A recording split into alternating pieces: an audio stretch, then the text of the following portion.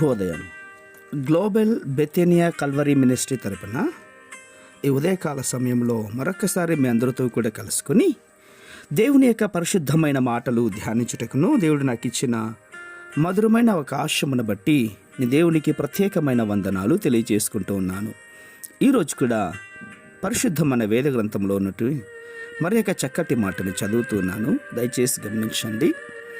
మత్తయి సువార్త 6వ అధ్యాయము 34వ వచనాన్ని నేను చదువుతున్నాను, దయచేసి గమనించండి. మత్తయి సువార్త 6వ అధ్యాయము 34వ వచనము. రేపటిని గూర్చి చింతింపకుడి, రేపటి దినము దాని సంగతులను గూర్చి చింతించును, ఏ నాటికీడు ఆ నాటికి చాలును. దేవునికి మహిమ కలుగునుగాక.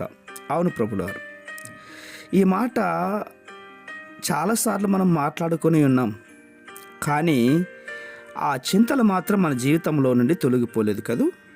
అవును, నేను నా భర్త గురించి ఆలోచించాలి, నేను నా పిల్లల గురించి ఆలోచించాలి, వారి బట్టల గురించి, తిండి గురించి, ఇంటి పనుల గురించి ఎన్నో చింతలు ఉన్నాయి. కానీ నా గురించి చింతించేవారు, నన్ను అర్థం చేసుకునేవారు, నా ఇరుగువారు, నా పొరుగువారు, నా బంధువులు, నా స్నేహితులు ఎవరూ లేరు అని ఎంతగానో నలిగిపోతున్నటువంటి నా ప్రియ సహోదరి, ఈరోజు ఈ వాక్యం నీకు సూటిగా మాట్లాడుతోంది.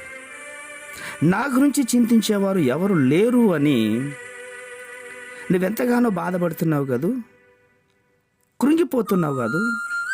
అందుకోసమే నేను దినంలో అన్నాడు, చింతలు ఆయన మోస్తాడు. ప్రియులారా, మన ప్రభువు మన గురించి చింతిస్తూ ఉన్నాడు. ఆయన మన విషయములలో బాధ్యత కలిగిన వాడుగా ఉన్నాడు. ఆయన నీ జీవితముల గురించి, నీ శ్రమల గురించి శ్రద్ధ వహిస్తూ ఉంటున్నాడు. అవును, ఒంటరిగా ఇంటిలో కూర్చొని నేను ఎలా చేయాలి, ఎలా ఉండాలి అన్నటువంటి కృంగిపోతున్నటువంటి నీవు రేపటి గురించి ఆలోచించి నీ గురించి సమస్తమును సిద్ధపరిచి ఇవ్వడానికి సిద్ధముగా ఉన్న యేసుక్రీస్తు ప్రభు వారిని ఈ దినాన ప్రేమతో పిలుచుకోవడానికి, నీ గుండెల్లో దాచుకోవడానికి ఇష్టపడవా? నువ్వెప్పుడైతే ఆయనను నీ గుండెల్లో చేర్చుకుంటావో అప్పుడు నీ చింత యావత్తు ఆయన మోస్తాడు. ఈరోజు చాలామంది యేసు ప్రభు వారు మీ దగ్గరికి వచ్చినా కూడా మీ చింత ఆయన మీద వేయటం లేదు. ఆయన అన్నాడు కదా, మీ చింత యావత్తు నా మీద వేయుడు అని చెప్పాడు కదా. చాలామంది తమ చింతను తామే వేసుకుంటూ భారంగా తమ జీవితాలను కొనసాగిస్తూ ఉంటున్నారు. రేపటి సమస్యలు ఏంటో అని చెప్పేసి అనేకమైన సమస్యలతో సతమతమవుతూ వారి జీవితాన్ని కొనసాగిస్తున్నారు. ప్రియులారా, సూటిగా మాట్లాడుతోంది, రేపటి గురించి ఆలోచన చేయొద్దు.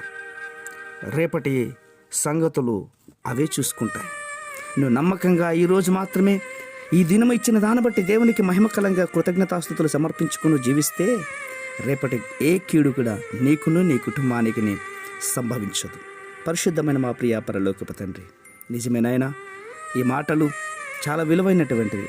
వింటున్న వారందరూ కూడా నమ్మకంగా రేపటి గురించి చింత పడకుండా ఆ నాటి కీడు ఆ నాటికి చాలు అన్నట్లుగా వాటి ఎందే ఆశీర్వాదములు, వాటి ఎందే శ్రమలు, వాటి ఎందే ఇరుకు ఇబ్బందులు, వాటి ఎందే నీవిచ్చే దివ్యమైన ఆశీర్వాదకరమైన జీవితాన్ని కొనసాగునట్లుగా మీరు సహాయం చేస్తున్నందుకే స్తోత్రాలు అర్పించుకుంటూ చిన్న ప్రార్థనను మా రక్షకుడిని యేసుక్రీస్తు నామమున బట్టి అడిగి వేడుకలు పొందుతున్నాం మా తండ్రి. ఆమేన్, ఆమేన్, ఆమేన్.